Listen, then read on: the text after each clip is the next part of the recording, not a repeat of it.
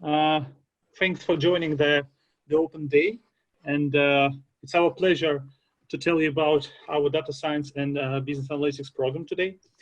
And my name is Sergey Karapetyan, and I'm an international cooperation manager at the Faculty of Computer Science. And to start with, before we actually dive into information about the program and admission and etc., I would like to give some couple of organizational notes. First of all, I would like to ask whether everything is fine with sound and you can hear me correctly. If everything is okay, just write plus or yes in the chat box. In the chat box, sorry. Super, super.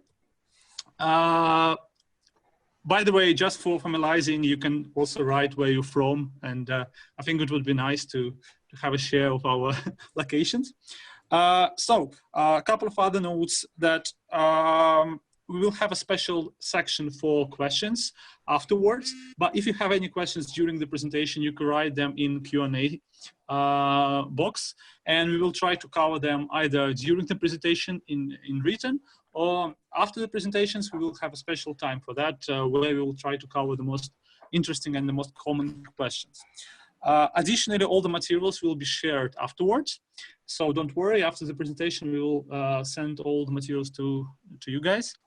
And finally, in terms of structure, we will have 4 wonderful speakers today. And to start with, I would like to give the word to Tamara Voznesenskaya, who is the first dean at the Faculty of Computer Science. And I guess without further delay, Tamara, the word goes to you. Thanks. Good day time, everyone. Let me start with a short overview of the Faculty of Computer Science. We are young and ambitious. We are only 6 years old, but we already have 3 bachelor's and 7 master's program, 12 research labs. Now we have only 8% of foreign students. We would be happy to increase this number, so you are welcome. There are 3 excellent bachelor's programs at the Faculty of Computer Science to choose from, but only one is fully taught in English and gives 2 degrees, data science and business analytics. We have over 100 industrial partners. Here you can see the logos of the largest of them. Our place in the QS World University rankings, we are on our way to top and have a good speed. Other rankings, and our students successfully take part in international competitions in programming and mathematics. And we organized our own annual international Olympiad in data analysis. Let's go into the details about the data science and business analytics program. Graduates of the program will receive 2 diploma. Bachelor of Science in Applied Mathematics and Informatics from HEC University, and Bachelor of Science in Data Science and Business Analytics from University of London. Major goals of our program are to provide rigorous training in mathematical courses, which is necessary foundation for traditional quality higher education in Russia. To build competencies in various domains of programming and modern information science. To emphasize technical skills in working with big data and building analytical models to reach financial goals of business. You will learn mathematical disciplines essential for computer science, a set of compulsory courses in programming, machine learning and applications, economical and statistical courses, a variety of electives. And you also will solve applied economic tasks during students' projects, work on a bachelor thesis, and within courses in machine learning and business analytics. Oh, sorry. Our graduates will work in banking, investment and insurance companies, leading internet companies and software manufacturers, consulting, IT departments and data analysis departments of large mobile providers as well. Some words about studying at the HEC, about some special features. The academic year is divided into 4 modules of 10 academic weeks. Each module ends with the examination week, during which exams are held. As a rule, time for preparation for exams is not allocated. There are no fail-pass exams at HEC, and exams may be conducted to summarize the discipline. Examinations are conducted primarily in writing. All grades are set on 10-point scaling. Our university is young, and we have just moved to a new building just a year ago, so you can see this perfect look. We have modern dormitories, and maybe the most important slide, how to apply. You have to follow some steps. Steps 1, choose data science and business analytics program. Step 2, set up your personal online account and sit for the exam or download your certificate. Wait approximately about 4 weeks. Prepare all documents in communication with the HEC admission office and go to Moscow. Application deadline is August 14, 22. Be careful. Don't miss it.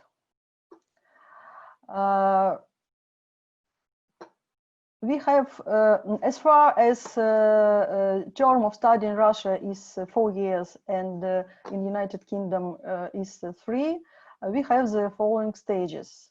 First of all, this year admission to HEC. Next year admission to University of London, and in 4 years 2 degrees and 2 diploma. Here it is some admission statistics. Our program is new, and so now we have only 2 courses. I think it's a good day to go to the HEC University to join our modern young university. And in case if you have any questions, you can contact us. You can see our emails on this slide. So thank you, and I can give the floor to the next speaker. Thanks a lot for the presentation. Up next is our good friend from London, James Abdey, who's actually the programs coordinator from the London side. So James, would you be so kind to join us?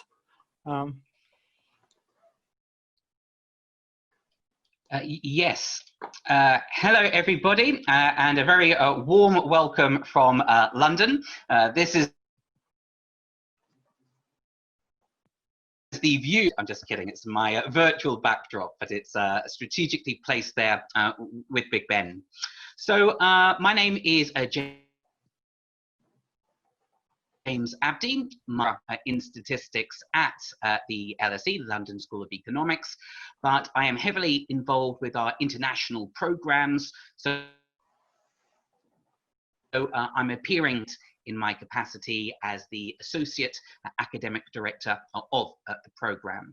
So Tamara, in the opening section there, was speaking specifically about HSE, Higher School of Economics. So that is involved in this dual degree program. So you may see on the screen here RIFREN and the LSE itself. So I'm going to begin by talking about the relationship at the LSE, about the programs generally, and then specifically some topic areas related to data science, which you would be exploring in your studies. So we begin with the University of London itself. So it is one of the oldest universities in the United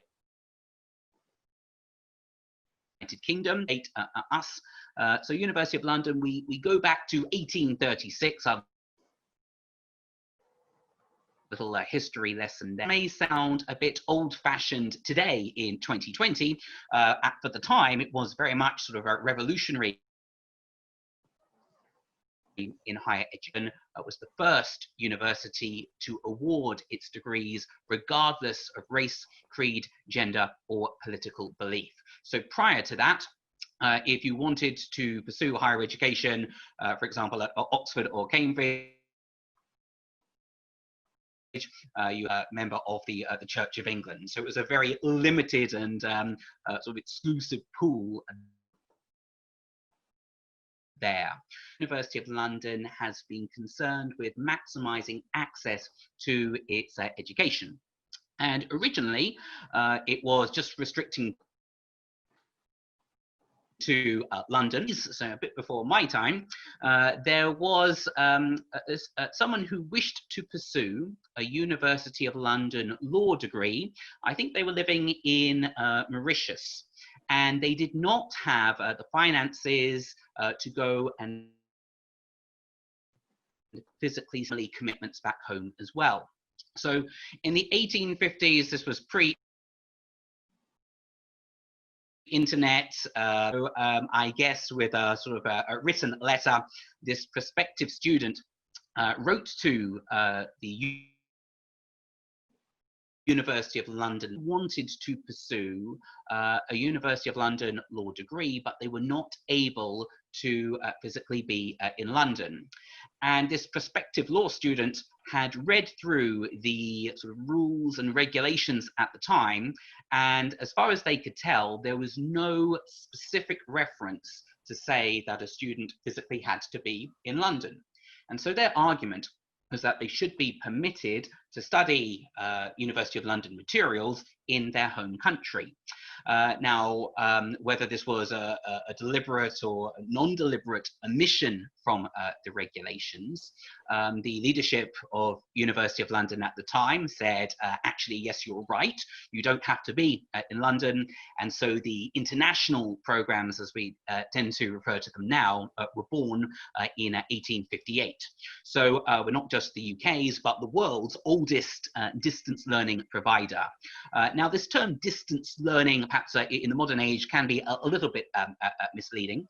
In the very early days, the distance learning would have been done by correspondence, but now we have students studying at recognized teaching centers, of which the Higher School of Economics in Moscow is one of our leading teaching centers. So that's the University of London. So how does the LSE, the London School of Economics, fit into this? So the University of London is what we call a federation. So just as you have the Russian Federation, I believe, to give it its official full country name, the University of London is also a federation with different member colleges or institutions. And I'm sure you'll perhaps recognize many of these very leading names in higher education, not just in the UK, but on an international scale, international level. So you've got the LSE there, University College London, UCL, King's College, Birkbeck, among others. So we are all members of this University of London family. And perhaps a nice analogy to give is to think of the University of London as the mothership, such that it's the administrative centre. So the University of London itself doesn't have a physical campus with students on it. Rather, it deals with administrative matters on behalf of member institutions and the University of London worldwide itself. So on that title slide, spoke about the University of London there as the awarding body. So if you decide to apply and ultimately join this dual degree program, and we would strongly recommend you do that, ultimately you will be working towards a qualification which is awarded by the University of London. Tamara showed a little example of the degree certificate a bit earlier. I've got a slightly larger version to show you shortly. So where does the LSE come in? So you'll see here, it says academic direction. So in terms of the actual material, the academic content that you'll be studying, this is designed by the LSE. So as a member institution of UOL, we at LSE are responsible for all aspects relating to the academic content of the program. So we love acronyms in higher education. And indeed, we've already had a few already today. HSE, short form for Higher School of Economics. LSE, short form for London School of Economics. We have another one here, slightly longer, EMFSS, short for Economics, Management, Finance, and Social Sciences. This is a collective term for the subject areas, the disciplines, which we teach internally at the LSE. So currently, due to the COVID-19 pandemic, the LSE campus itself is shut. So I've not been to my office for a couple of months, but this is our sort of main entrance with people when people are permitted on site. So with regards to our international programs, this second bullet point is really worth emphasizing that all of our international programs, of course, we are gathered today specifically with respect to the data science and business analytics, but we offer programs globally. But the courses which are taught internally at the LSE. Now, I am a statistician by background, and so I love data, I love numbers, and we see a figure there of 21,000 to students. I can project up a value, but then I always try to get the audience to make a judgment about whether that number is big or small. Now, in isolation, just looking at one figure, that's very difficult to assess whether it is large or small because you've got no comparator, no benchmark to compare it with. So we have about 21,000 students at teaching centres. Or small. Well, I guess the appropriate benchmark here would be the number of students, undergraduates, LSE. So LSE is great. We are right in the heart of a small university in terms of space, such that we are very limited as to how many students can physically be on campus. And we're also a highly competitive university in which to gain admittance. In a typical year, there would be on average 12 or 13 applicants for every one place, every one seat in the lecture halls at the LSE. All of those applicants very well qualified, top performing, such as we would love to accept at all the students, we physically do not have the space to accommodate them. And I think a social distancing, and you have to be about 2 meters away from everyone else. So on average, we have one student, and in total, there are about 4,000 undergraduate students on campus. That is covering all subject areas, all years of study. So now, taking that 4,000 figure, you can benchmark that against that 21,000 figure. So this goes back to the University of London to maximize access to its higher education. We teach as many students around the world as possible, and so our international programs allow us to reach a far greater. To the academic content itself, what do we as LSE academics do?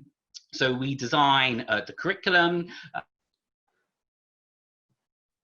we from, and all of these materials will reflect internal courses taught at statistics courses. Indeed, right now, yes, about an hour ago, some of my as we speak. And the courses I lecture internally at LSE, they all feature as part of the data science and business analytics curriculum. But it's not just that we design the materials, we are also instrumental in the assess. The academics will set the examination papers. Students on them to sit their exams, they will sit them locally through an independent third party, often the examinations. So students write their exams at their home institution, and then those examination scripts are sent to London, and LSE academics, we're very boring people. Or go to the beach, we just want to sit down and grade exams throughout the summer. But it is essential to ensure the quality of the qualifications. Distance learning programs operate in a very different way, such that a lot of assessments are just done, administered, and control over the assessment process. We are indeed a very large program, 21,000 students once a year in sort of May, June, and then the LSE academics will grade everything, and the University of London will release. The screens are that you're viewing this on, but if it is at a fairly high resolution, you may recognize this lady as the Queen, Queen Elizabeth II, my head of state. So I mean to make appearances, but a few years ago, LSE were able to do this. So we have several buildings, and occasionally we have new buildings, and you always need a celebrity opening the curtain of that new building on campus. This took place in November 2008, which was when it was the last big economic crisis. Clearly today, I think the current pandemic is likely to be a far greater economic event than the financial crisis, let's see. And this was around the time that Lehman Brothers, when the financial services sector was at an extreme risk of collapse. So the Queen Bee were there to meet and greet her, and she asked a question. So these sort of top professors in sort of economics, finance, and other areas predicted the financial crisis. Strictly speaking, a few people did predict the minority, and the academics at the time were unable to offer an answer to the Queen. So the Queen visited in November 2008, and it wasn't until June 2009, that's quite a long response time, whereby the academics had discussed the matter is. So why is this sort of relevance to you when making your decision on your degree program? Back in 1895 was James, to... can I just say that you have some interruptions? Hello? Yeah, James, it's Sergey. Can I just say that you have some interruptions? Maybe it's worth switching off the video, because the sound been interrupted for a couple of minutes. So maybe it was switching off the video just to increase the quality of the slides. Sorry for interrupting. I do apologize. No problem. No problem. No problem. Thank you. So Thank you. video is off. Indeed, as handsome as I am, you don't really need to see me. So the Queen came in June 2009. The academics wrote an open letter to the Queen through a national newspaper to explain how complicated and this comes back to LSE's motto,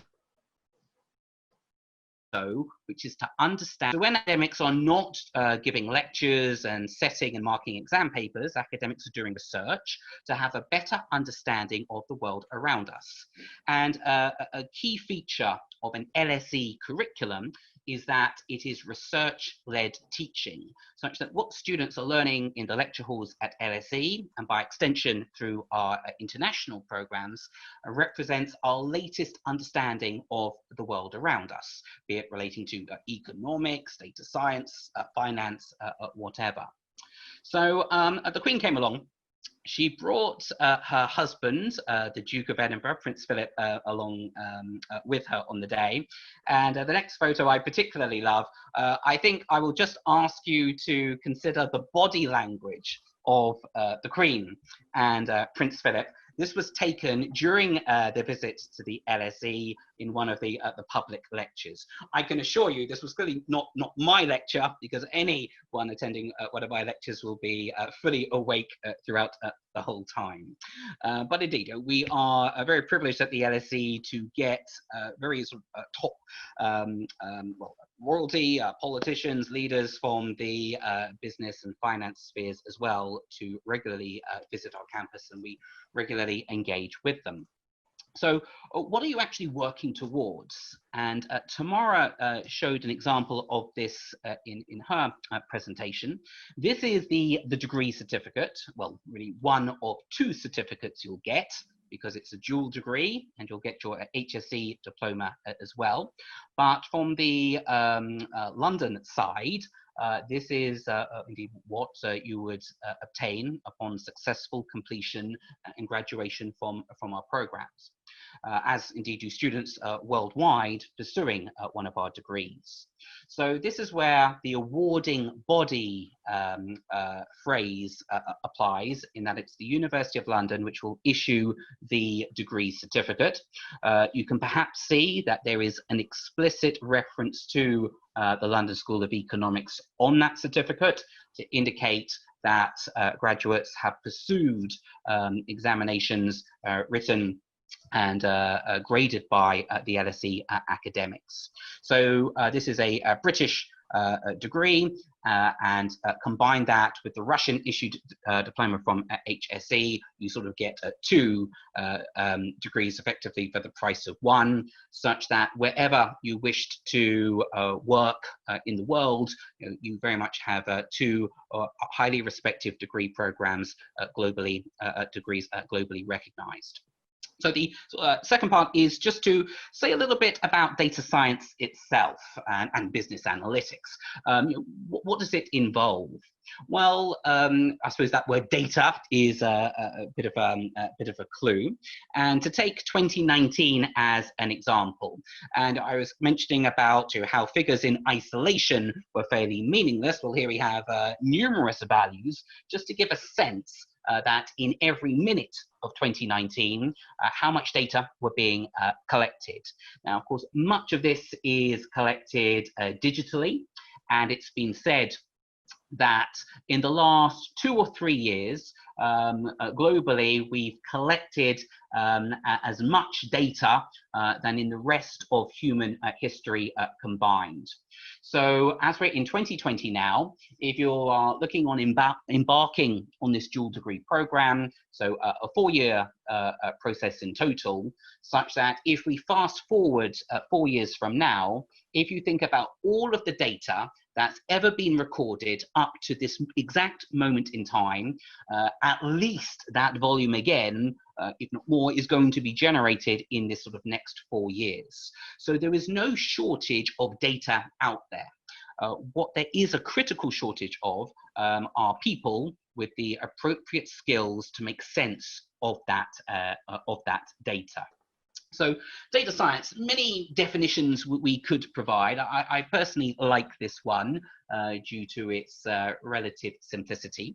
That data science is all about exploring and discovering, hopefully, new patterns, trends, relationships, and outliers among various variables. So if we think about the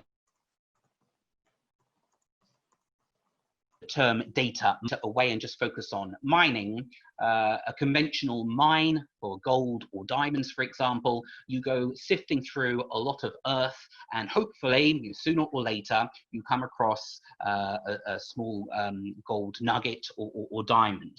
Similar thing with regards to data mining. Of all of this data collected here, perhaps a lot of it has very little value, and such our goal is to filter out the so-called signal from the noise.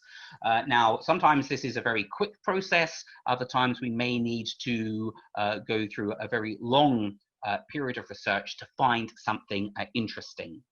So with regards to the degree program, the business analytics part of the title is to emphasize how data science can be applied, particularly in a business environment. Although data science is not unique to, is not uniquely a business function. Take the current pandemic, huge amounts of data with regards to infections and sadly deaths worldwide, but we can look at using this to try and better model what the future transmission of COVID-19 would be. So the techniques are widely applicable, but we tend to focus on a business orientation, so discovering new markets for your product or service, new opportunities, but also not just inventing, but improving what you are currently doing.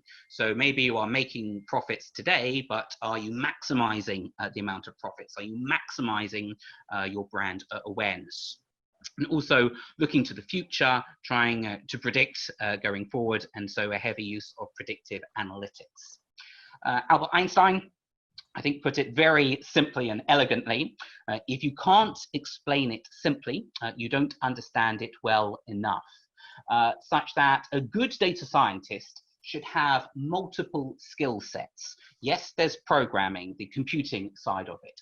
Yes, there's the mathematics, the statistics. Yes, there's being able to have some business and commercial awareness to know what sorts of problems to investigate, but also the importance of communication skills. So once you've made your discoveries, often you then need to inform other people of what you have discovered.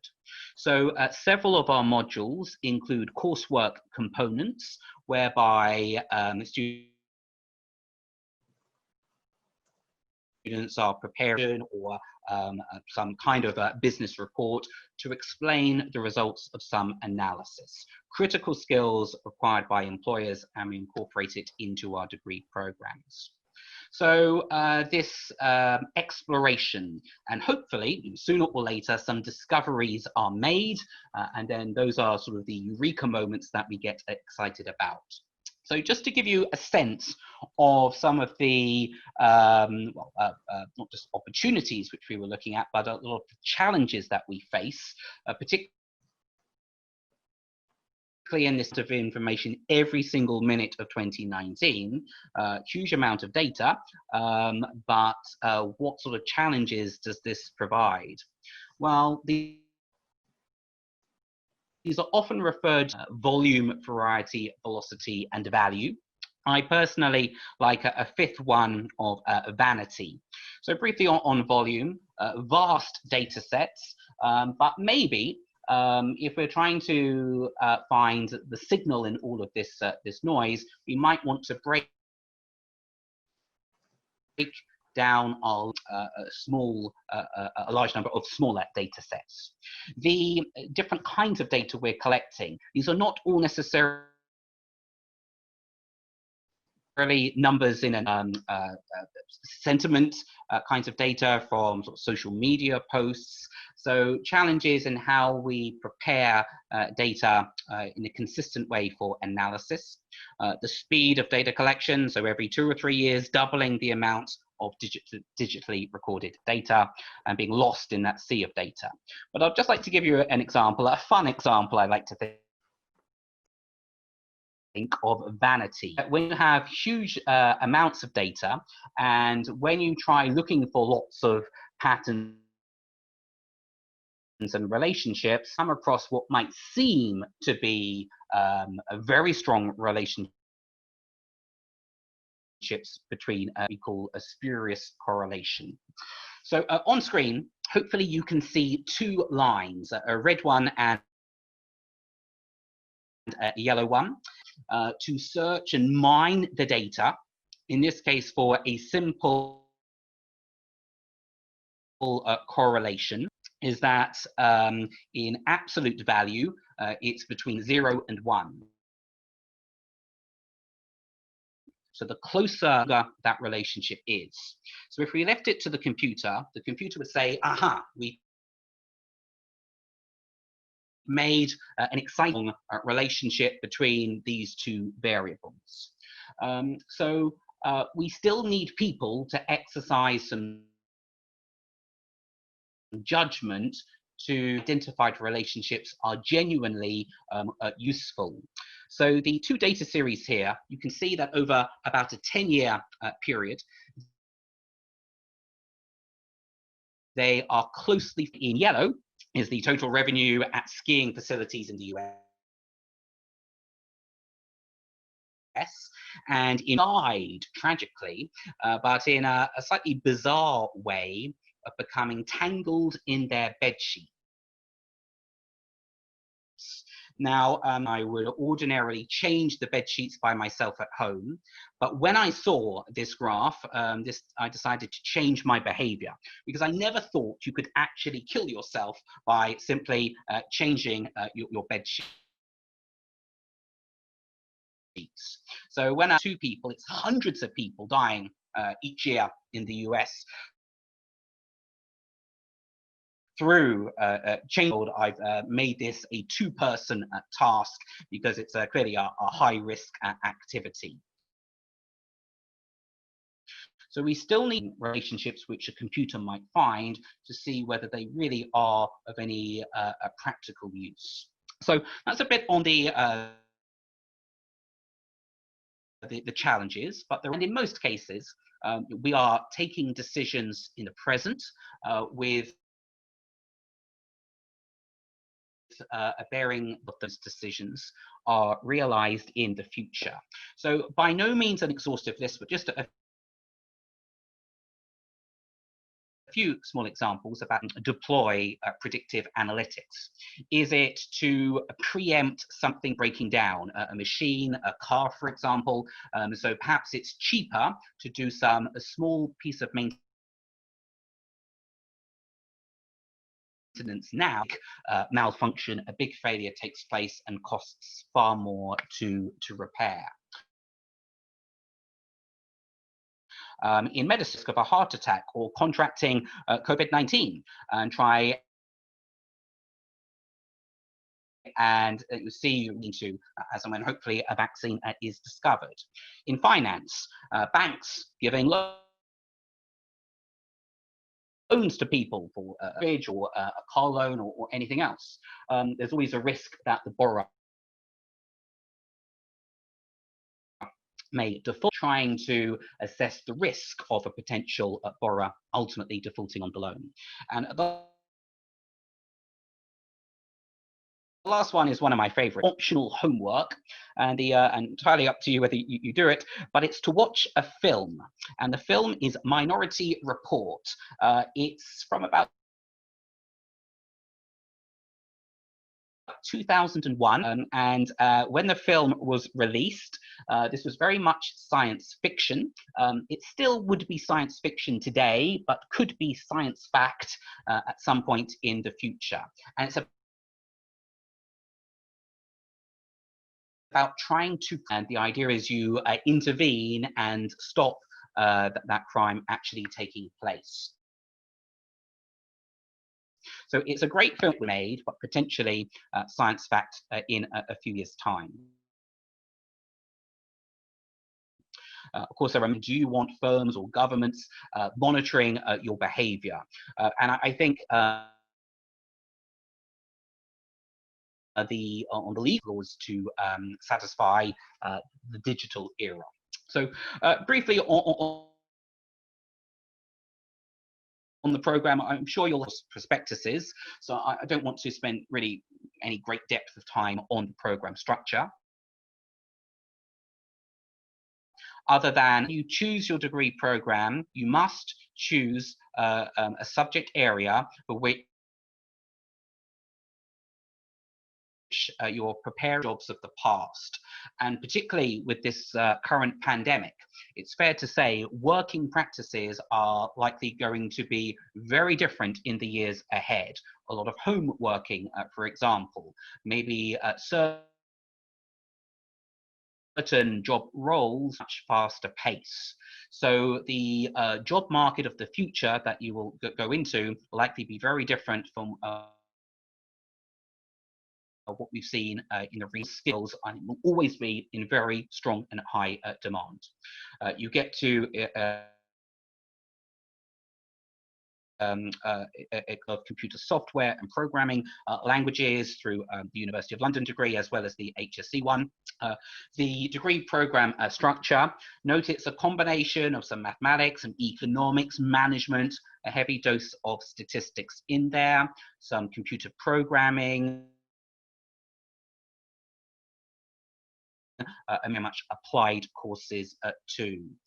I'd encourage you to read the prospectuses in fuller detail, which will give details on what is. I'll end off in a very British way to say that despite the global uncertainties with the current pandemic, please keep calm, analyze your data, apply and join this dual degree program. And if you do so, you are maximizing your chances of a success in the future.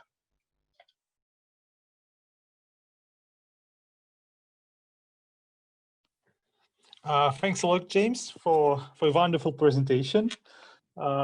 Actually, after hearing two heads of the program, it all seems really wonderful and great, and it's really nice that we will have a student too who will be able to give a kind of inside perspective, or student perspective on the program too, and which will still be wonderful and great.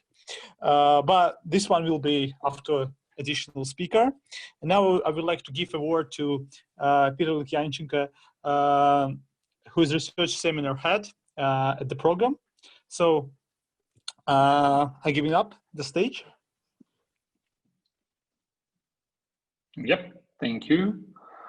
I do say welcome to everyone who has linked to that session. It's a pretty nice pleasure to observe your interest and your attention towards that program. What I'd like to highlight today are the areas of the application of data science and business analytics, the core subjects taught that program that we are discussing today. And James had a very wonderful presentation about the areas of the application of statistics, data science as a part of. We are conducting a list of courses related to statistics.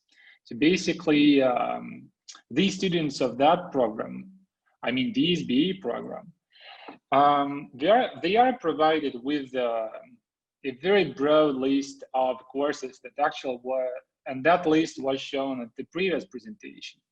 So basically, during the first part of studies, there are two courses, Statistic 1, Statistic 2 taught. And the second part of, I mean, the third and the fourth year studies does include, they do include what we call advanced statistics courses. besides the various applied courses in terms of statistics and mathematics as well.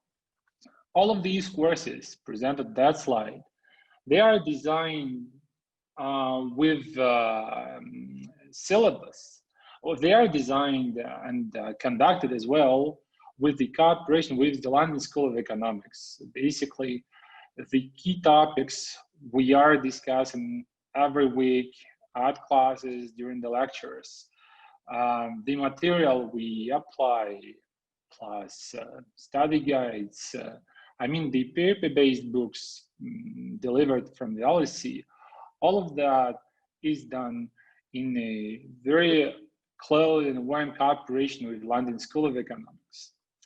And what I'd like to carry on is to talk about the application of all of the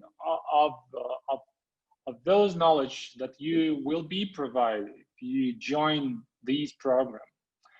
So once we start thinking about the applications of data science, I would highlight the three of them. I would say that these areas are the most popular and the most, they are the most, I would say, popular and widely used nowadays. Well, first of all, the regression models, those parts where we have to reconstruct the functional association between two many variables. So say you do observe blue points and you have to construct a red line. Well, actually, this is not very much complicated problem if you are in two-dimensional space. You may do that with your pen and pencil. The true problem when you have to, or someone has to do that at the multi-dimensional space. The next part is the computer vision. Those techniques and the methods we do use nowadays. Let's say you have an access to video or a list of photos, and you would like to design a software or probably an algorithm that is able to track, say, a car, maybe a bicycle, in order to analyze the structure of that picture, in order to get insight about the way it goes through. So all of that could be done if you do know a full list of methods provided at data science, say. Plus, the last but not the least area of the application of data science method is what we call as the recommendation systems. Those that do generate any recommendation to users at any application at your smartphone or your iPad or any laptops. Once you go to any browser where you wish to search for any news or to get to know where you should go, probably you need any recommendation about the restaurant located at your neighborhood. All of these recommendation is generated with what could be structured within a software or probably an algorithm designed, and actually the precision of that algorithms realized with Python or C++ or any other language. The precision of that recommendation will definitely affect the profitability of company operations. The previous slides had a very nice picture about the correlation of the profitability, profit and taxes collected. So once you get an insight about what does have an effect, the output variable you wish to measure, then you would definitely succeed to construct a wonderful model that would forecast or generate a recommendation to your user, to your object, or any other way you apply these methods. And the problem starts with the data analysis by itself. So the students, they are provided with the this nice brain teaser problem, I would say. That problem was actually presented within a course, within a statistics course conducted with via the second year studies. Basically, here you are provided with 6 pictures, and the black dots are those data sets that someone collected. Well, here it's pretty obvious to say what is the association between X and Y variables. On the top left picture, you would definitely say that this association is positive. If X increases, Y definitely decreases. Compared to the right one, with the increase of X does make Y decrease, and that what we call negative linear association. However, there might be slightly more tricky case. For example, a case of a non-linear relationship between X and Y variables, or probably there is zero correlation, what we call a no association between X and Y variables presented in the mean left point. And these sort of data sets collected are pretty obvious to be observed with, well, I would say in a manual way. Although it is pretty obvious, we are keen to generate or create a software or an algorithm or a model that would be able to do that automatically. And this is one of the primary goals of the data science specialists. That's the reason why all of the students during these DSBA program, they are taught with the mathematical and statistical skills. Plus, they are provided with a very broad courses related to designed to develop their programming skills. And this is a highly important if we discuss the applications of data science method. If I go backward to the previous slide, well, this one I mean, we do observe 6 pictures. All of them have been reported with a project done by the students. And what they did here, they presented a linear model. They had designed a method, each of them. I mean, 6 observations means that we are provided with 6 results of basically result per 6 students. Well, speaking of these slides, what we do observe here, all of these students have been provided with the same data set. The data set is pictured with blue points. The black line is the result or an output of the software generated and that was done. Basically, the metric used here is called an R-squared metric, R-squared, and the higher it is, the better fit is presented at the model. So I would say that the best model presented here is the bottom left one. What these methods derive, they do apply various slopes of the lines. And actually, it's not pretty obvious here because the data set is pretty full and it's pretty intense. Therefore, there might be some noise in the data. As a result, there is method like a maximum likelihood method, probably least square method. They do generate various lines. And that would definitely affect the output, and that will affect the accuracy and the precision of the recommendation generated. So all of the data science, it starts with data operating, or what we call statistic. And we do say that there have been a bunch of models created so far. While statistic part of math have been developing pretty intense for the last 2, maybe 3 centuries, started from Gauss, a group of very wonderful mathematicians that had impact the statistic area. As a result, we do possess nowadays a very broad bunch of models that could be tested, could be implemented, could be realized with the data set provided. And the very, I would say, a highly important part of data science research is to split the data set provided to a researcher with the two subsets. The first will be definitely used in order to train the model, in order to generate all of the parameters that will provide the slope of the line, or say if the angle should be drawn, or any other parameter.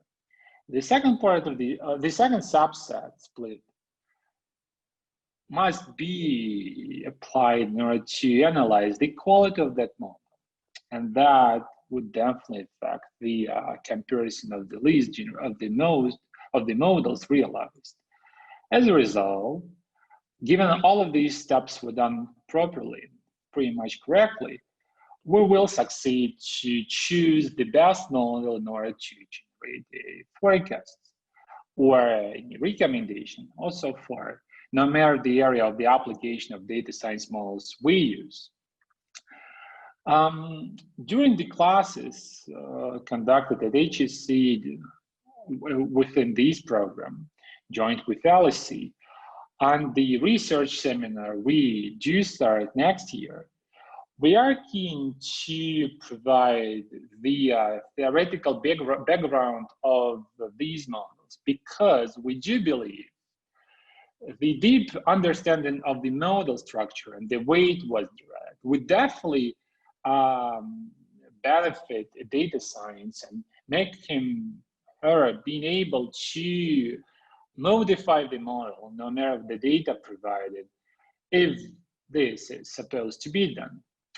During the research seminars, we are oriented to provide a practical experience with these models application, and we plan to pass through a list of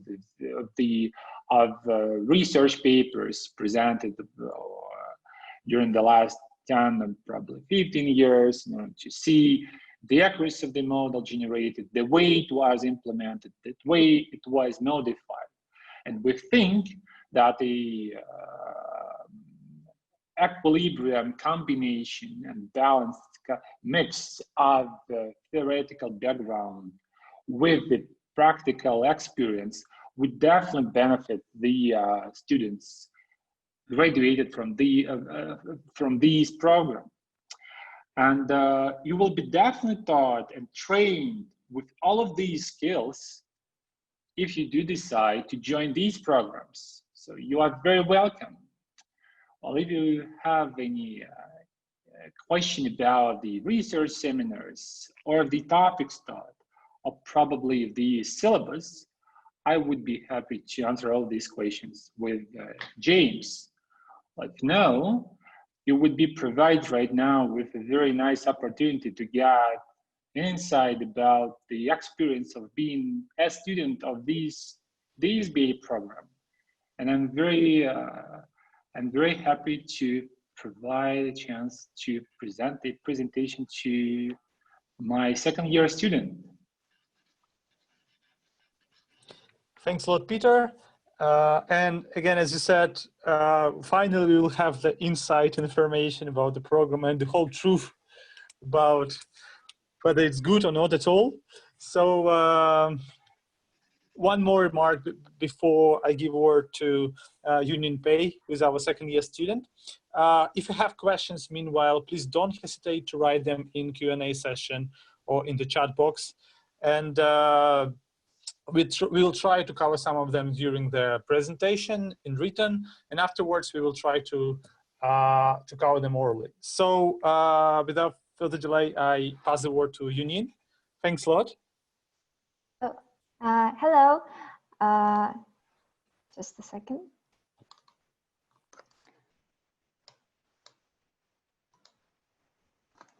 Okay. So, hello, my name is Yunying. I am a sophomore studying at DSBA, and it's a great pleasure for me today to share some of my experiences and thoughts with you. I have listed out some of the top things that I love most about DSBA, and I would like to briefly say a few words about each of the aspects that I've listed below. So to start with, well, honestly speaking, our course is intense. During 4-year time, we have to cover lots of disciplines and learn lots of new knowledge. And we also have lots of home assignments. So every academic year is split into 4 modules, and every module we have different sorts of assessments, including written assessments, oral colloquiums, and team projects. So I can definitely say that studying at DSBA requires lots of time and effort, but that's actually what I love about it, because we can actually gain some very useful knowledge that are applicable for our future career. And I think that's very important from a student's perspective. Also, we have amazing teachers and staff that I also really love. Our teachers are highly professional, and all of our courses are taught in English, and the courses are very interactive. So all of our teachers are fluent speakers, and there is no problem communicating with them. They always encourage us to ask questions and give out consultations, and always explain patiently till we clear our confusions. They gave us lots of support and positivity and really pushed us forward. What moves me the most, perhaps, is that our teachers really do notice our hard work and progress and give out encouragement. Knowing that other people can see your hard work is very motivating. And well, here you can see some photos taken from our classes. In the top left, that's back in the autumn when James visited us and gave out some brilliant lectures and seminars that everybody loved a lot. And well, you can also see in the bottom right picture, that was our winter exam and of statistics. And Petr Pavlovich gave us dress code, so we had to dress up in Christmas clothes, and it was great fun. Apart from attending lessons and doing home tasks, we also have the chances to do lots of projects. And I think doing projects are really helpful for us, because we gain some very valuable experiences and acquire new skills that cannot be obtained solely from classes. Also, our projects are done both within the university, and we also have chances to do them in companies that are collaborating with our university. For example, many of my friends are completing their 2nd-year project in companies such as PwC, SAS, UniCredit Bank, and me personally, I am in a Russian IT company, 1S. So it's been a great opportunity. Also, we have great chances for internship at some of the top companies in Russia, like Yandex, Sberbank, and many others that Tamara Voznesenskaya has listed in her presentation. So next, I would like to talk about, so I will just switch the slide perhaps this way. Okay, so next I will talk about my friends. So I have managed to make some great friends studying here. Our students are not only funny and pleasant, they are also incredibly smart. So apart from attending lessons, we also like to communicate and exchange thoughts with each other. I think that's a very amazing way of studying, to learn from other excellent people. And as a foreign student, I have never felt any different from the local students.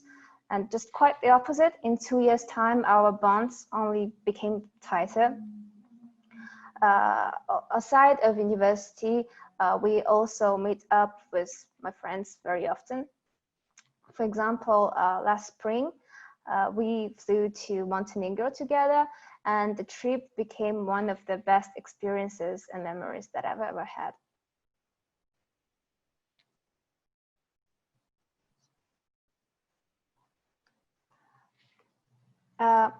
Well, apart from intense studying, our students also have a very fulfilling student life.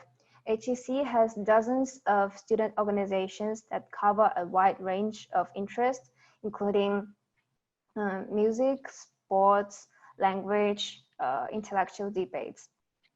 So everyone can find what they like studying here. Also, there are a group of students, of higher year group students, whose duty is to help the freshmen to adapt faster to college life. So they are curators, and that's like the middle picture in the slide. Also, there are teaching assistants that help teachers to mark home assignments and give out consultations. I'm currently both a curator and a teaching assistant, and I enjoy this very much. It feels very happy that I'm able to help others, and at the same time I've got acquainted with more interesting people. Also, I am a member of the Association of Chinese Students at HEC, so I've met many other Chinese students who are very cute and very lovely. Oops. And well, it would have been a mistake not to talk of our new campus, which is located at the center part of Moscow. It is perhaps one of the most modern campuses in Russia, with many public facilities inside, including a 3-story library. Also, we have restrooms with puffy cushions, assembly halls, and even a dance room. Our canteen offers a wide range of options with affordable prices. Also, when students like myself are in hurry, we like to grab snacks and sandwiches at cafes, vending machines, or at food trucks. So really, this university, our campus, satisfies all of the students' needs and is a very comfortable place to study at. Moreover, because it is located at the center, there are lots of cafes and restaurants nearby. And it takes only about 20 to 25 minutes for us to walk from campus to the famous Red Square. So our students can fully dive into the vibrant city life in Moscow. And well, speaking of Moscow, I would lastly want to mention what a beautiful city Moscow is. It is one of the most well-known places in the world. And it is a city which combines beautiful historical buildings with modern architectures. So visitors can experience both. And it has rich culture. So there are lots of museums, libraries, places where you can visit.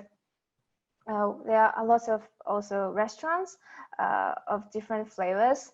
So you can perhaps taste almost all the flavors of every country here in just one city, right? Also, the nature is very beautiful. We have lots of boulevards, city parks, national parks. So it's a great place for nature lovers. I've really enjoyed my stay at Moscow. And to finish my talk, I would like to say that I never regretted to choose to study at DSBA program at Higher School of Economics. And I recommend it to everyone who is interested in this field. And well, I wish all of you who are graduating this summer the very best luck. And thank you for listening.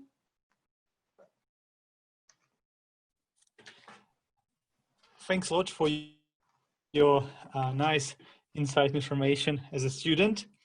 And now the last thing that I would like to say before we come to the questions is that, as you might know from the advertising, that we still have an additional spots for mathematics testing on June 10, and you can sign up for this testing. And in a second, I will drop the link to this testing, to the signing up in the chat box, so you'll be able to participate. So now we're moving up to the questions. So if you have any to one of our 4 speakers, whatever you might want to know about the program, HEC University, life in Moscow, I don't know, feel free to ask us. Maybe some additional extracurricular activities that we have, additional programs, etc. So please do not hesitate to ask. And we could also, I think, potentially give also a audio access to the participants, so you can even ask these questions orally. So ask away.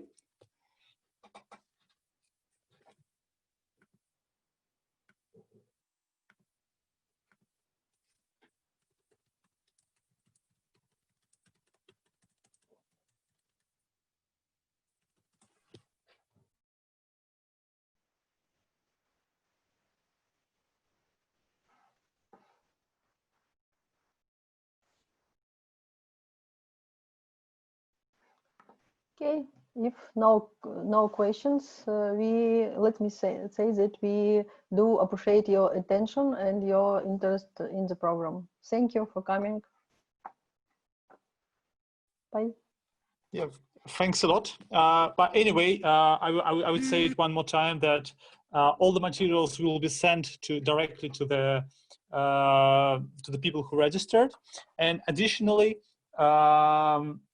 you also have a chance to ask us directly via email. So if you have any questions, but for some reasons you want maybe you're too shy to ask now or whatever, you can still reach us later, and we will try to cover the questions. Yeah, actually we do have questions now. So if you don't mind, we'll still spend some time with these participants. So first of all, question 1 is whether there are any scholarships for international students. No, we don't have any scholarship especially for international students, but starting from the 2nd year, every student, international or Russian, can take part in the competition for many kind of scholarships. I would ask maybe Natalia or Sergey send a link to our page about all of our scholarship, and you can read about it.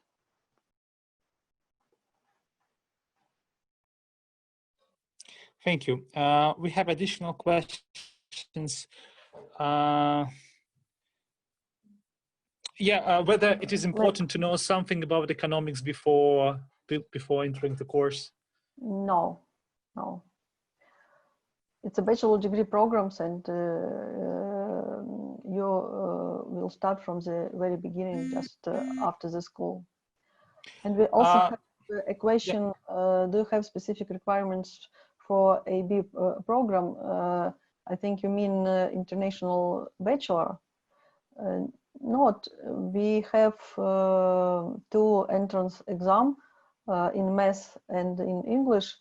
You can either sit online, of course, at HEC, or you can send us your certificates some international certificates in English and in math, like IELTS, TOEFL, and we also have an, information about it at our admission page.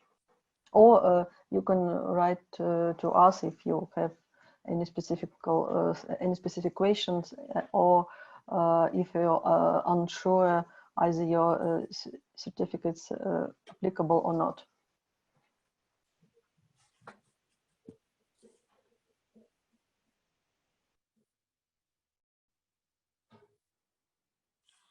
The next question is whether students will have a chance actually to study in the UK. I may try to, yeah, James, please. Hello, yes, I'm happy to address that one. Yes, at sort of different levels. So LSE has an annual summer school, although it's not running this year due to the pandemic, but potential opportunities to take a short, intensive 3-week course as part of the LSE summer school. Alternatively, LSE has what's called the general course. So it is the sort of study year abroad option. So there is a possibility. You have to go through a competitive entry process, but I have known some students through our international programs spend a year actually at the LSE and take equivalent internal modules which would on campus, which would satisfy the degree program structure of the UOL degree. So this is not a huge number of students do this, but it is one possible option.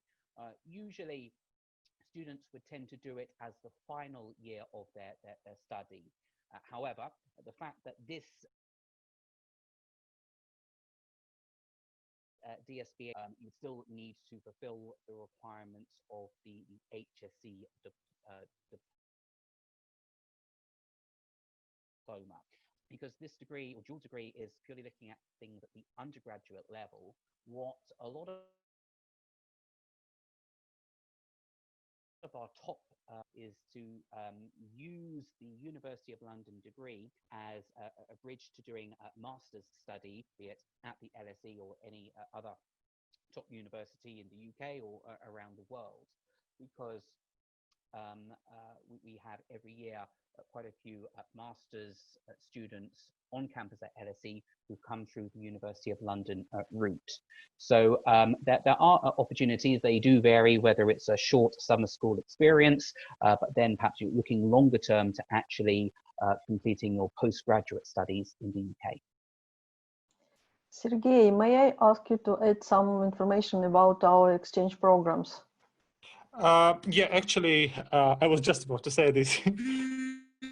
Thanks for introducing. Yeah, actually, that the fact is that HSE has many various mobility programs, and there are different options. First of all, there is exchange.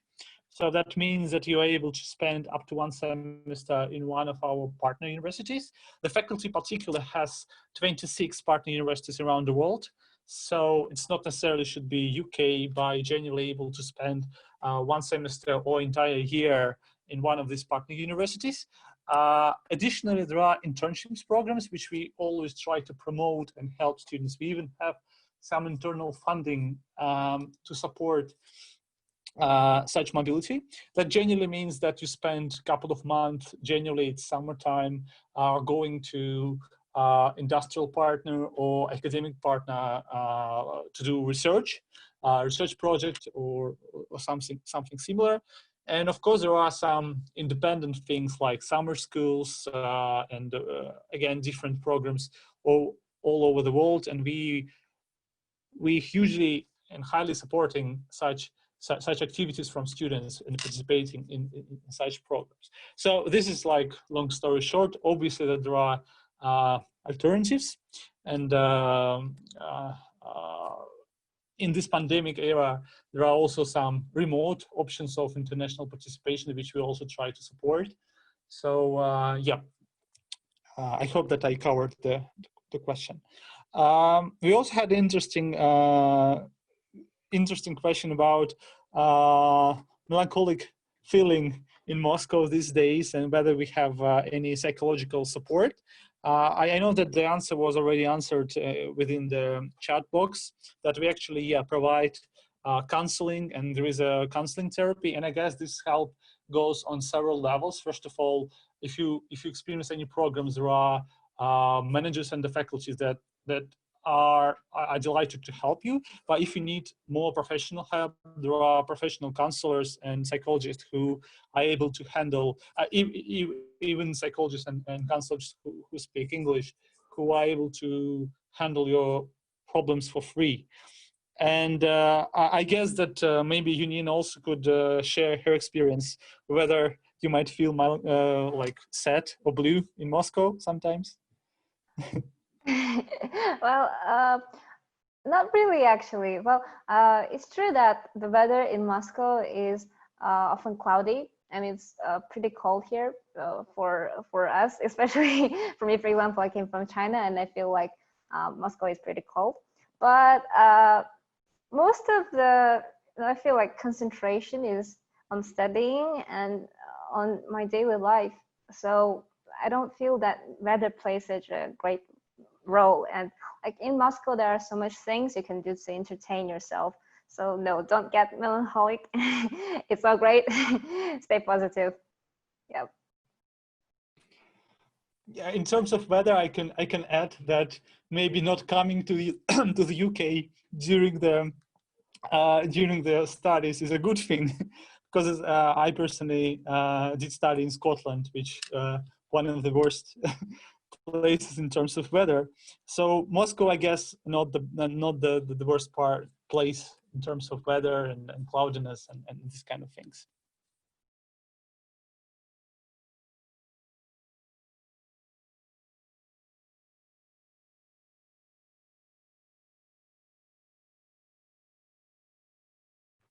Okay, maybe some additional questions from participants. Yes, there is a very interesting question in the Q&A section. Yeah, due to the pandemic this year, students might not be able to attend the actual enrollment in Moscow. So should we have online test for international participants? Yes, we should, and actually we do provide all tests for international applicants online.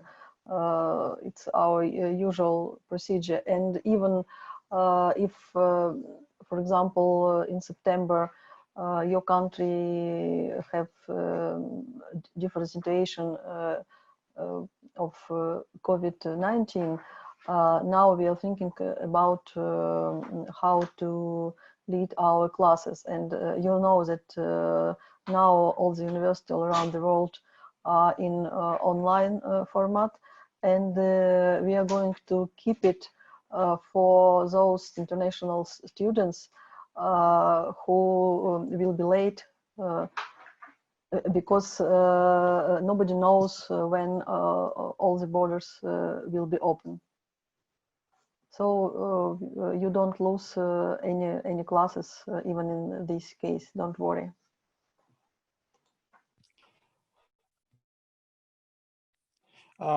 Yes, I would like to add that unfortunately there is a huge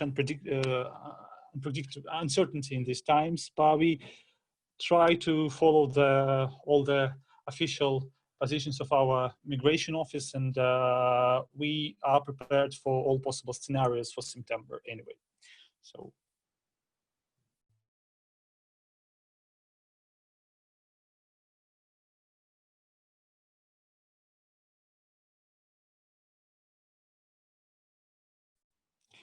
So maybe some last questions for today.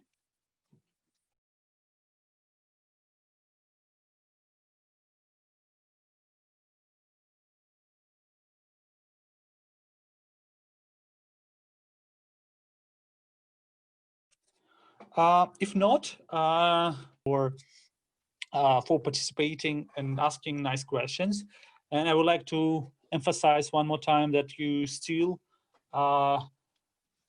you can still contact us via email with additional questions about life here, study, admission, whatever is in your mind, maybe some additional international programs, whatever is interesting for you. So thanks a lot.